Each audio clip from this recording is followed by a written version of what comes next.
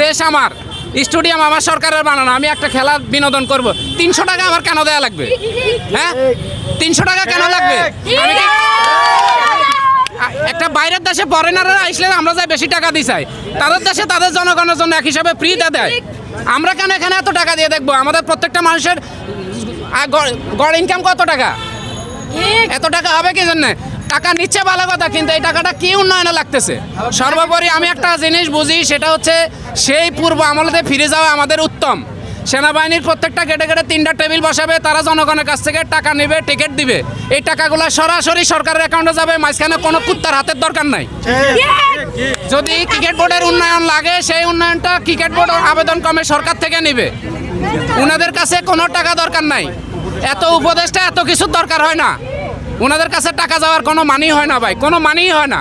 যত হাত ঘুরবে তত টাকা কমতে থাকবে, এত দরকার নাই। আমার জনগণের ইনকাম সরাসরি সরকারের কাছে যাবে, মাঝখানদের কুত্তা লাগতো না যে এই টাকাগুলো মাথাত করে নিয়ে দিয়ে আসা লাগবে, এই ধরনের এত ব্যবস্থার দরকার নাই। 18 কোটি মানুষের সুখের জন্য 1 লাখ মানুষ মারা ফেলাইলে কোনো অসুবিধা হবে না। যদি এই পদ্ধতিতে যাইতে পারে, তাহলে পরবর্তীতে এই চেয়ারে যে বসবো তার জানের মায়া থাকবো, অন্তত পক্ষে আঙ্গুল আর তুলবে না, সবসময় বাঁকা থাকবি সে। রাইট, ঠিক ঠিক। তো এগুলা কোনো, এরা যে সমস্ত নিয়ম কানুন করে সব এদের পেট ভরা। ভিতরে যদি সবাই এত হাজি সাহেব থাকে, তাহলে কালোবাজারিটা হয় কিভাবে?